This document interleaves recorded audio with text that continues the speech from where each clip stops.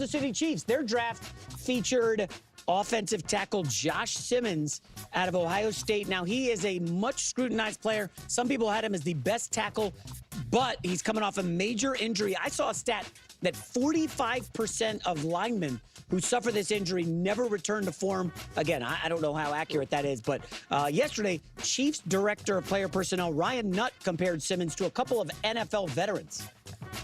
Josh is one of the better tackles in this draft class. I would give him, you could make your case for the best, but he's definitely in the top 3 in this draft class in terms of what he provides. The only difference maybe between him and some of the other guys is, he started 2 years, and some of these other guys like the LSU kid, I think, started more, and you can say experience and stuff like that.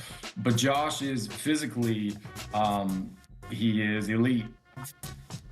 Yeah, I didn't have a problem. Again, massive need, really good player from a great program that gives us a bunch of NFL stars. I didn't have a problem with it.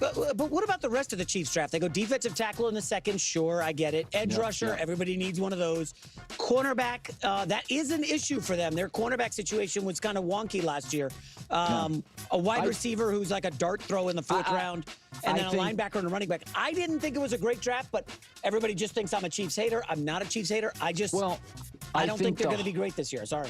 I think the hardest place to draft is 25 and below. Yeah. So you're paying first-round money for a second-round talent. I thought their draft was fine. It does help to be in the top 15. I thought Miami and San Francisco had too many misses for me. I thought Seattle and Cleveland were fantastic. I thought Arizona was pretty good. I like what the Raiders did. But when you get to the bottom of the first round, I mean, the Rams told you, listen, we need a tight end. We need more athletic ability and linebacker, but they didn't have a lot of picks. But I would say Cleveland and the Rams getting first-round picks next year in a much better draft, quarterback draft. You could argue Cleveland and the Rams won the draft because... Okay, let's talk about the Chiefs. Not about Cleveland and the Rams and, everyone else. The Josh Simmons take. First off, it's always funny when you listen to either coaching staffs or GMs, assistants, whatever, having to defend the draft picks. It's always a tough spot because so many of these guys, they're bad in front of them. They're bad in front of the camera. It's not their expertise. They didn't get to where they got to because they know how to talk. Otherwise, they'd be in the media or something. And so it always feels like you're kind of fumbling over your words, or like you're not as confident in your pick, or you just kind of start to tread water a bit. And unfortunately, and I'm happy they don't do this, but unfortunately, the answer in almost any of these instances, and in a lot of ways, this is what Bill Belichick understood, although I rip him for it and blame the NFL for ever allowing him to get away with it. Same thing with the NBA and Popovich, because you have to give answers, you have to give explanations. It's part of the entertainment aspect of the NFL. But the answer is always like, oh, why did you go out and get him? Because we wanted him. Because that was the conclusion we reached. Yeah, but why did you want him over some of these other guys? Because we did. That's why. What about his injury? We believe he'll be fine. But why do you know that? That's what we believe. We did our due diligence.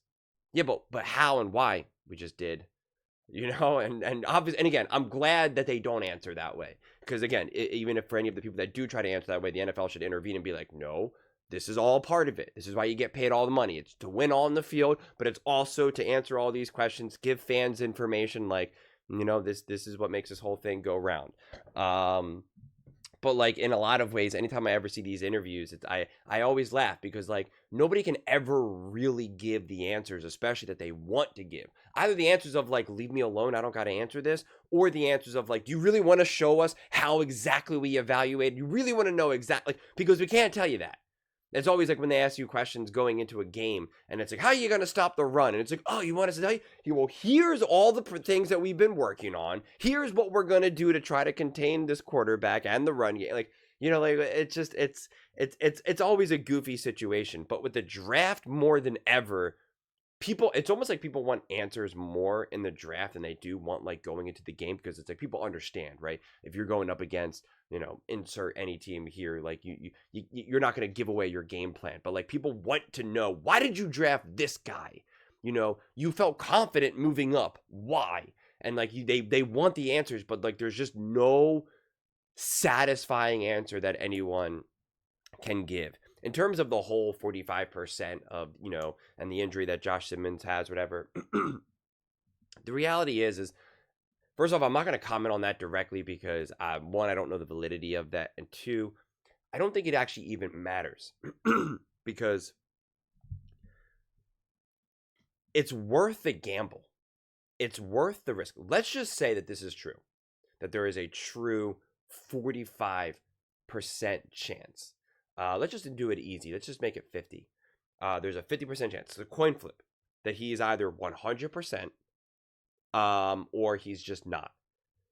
And so now, if we say that there's about a 50% chance, and this is very loose math here, that there's about 50% chance that even if he is full strength, 100%, fully recovered, no issues whatsoever, that he will be a monster in the NFL, right? A true elite player.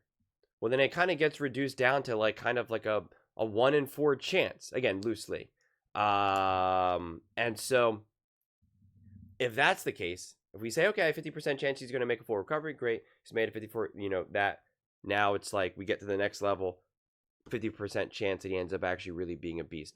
It's just kind of worth the gamble when you are drafting at the bottom, at the draft, at the 30, second pick in the draft. If they were top 10, top 15, then you could say, it's not worth the gamble. It's not worth the risk. But where they're drafting, I think it's totally fair game. And if it doesn't hit, if it doesn't work out, it's like you kind of have to be okay with that. It's worth the swing.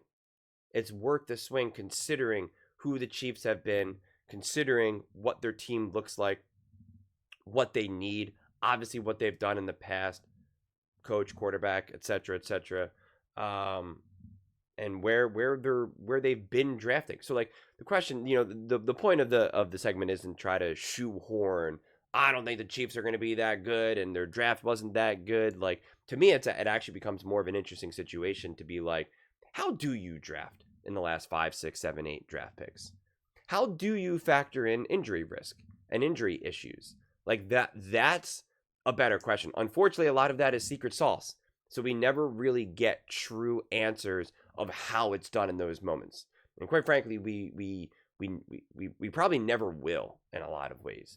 Because it's just, unless you've really been in the building and you're actually having the private meetings, not with all the scouts, not with all the other coaches, but like the actual GM, owner, and head coach, the three of them, like truly having their conversation, like you just don't really know. And I would find that way more interesting to see, like, how did they weigh this all down? What was the logic behind it, and the true logic, not just whatever they're sharing with us, which is why no sound bite you can get, it just won't really be, it won't really scratch that itch, quite frankly, because you're kind of getting a little bit more generic platitude. We think he's a top, running back in the draft. Oh, really? Is that why you drafted him with your top pick? No way. Oh, okay, cool. Like, we think this wide receiver can be big time and can be awesome. Oh yeah, that's so cool. I think that too.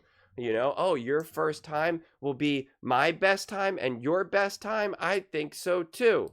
It's just, it's just ridiculous. But I don't think there was anything wrong with their draft at all. If you're thinking someone like the Chiefs in their situation can just make these massive game-changing, team-changing drafts season after season, especially the position that they're in, it's just unlikely. It's just unlikely. And there's only so many steals in the draft that you really could know. Josh Simmons, if he ends up being who they want him to be within the whole draft, was a massive success. Honestly, it doesn't really matter what they did in the later rounds. If you just come away with a dog who's now going to protect Patrick Mahomes for the next decade, or until Mahomes retires, like, well, then you knock the draft out of the park. That's all that matters. Literally, that's all that matters today in 2025. We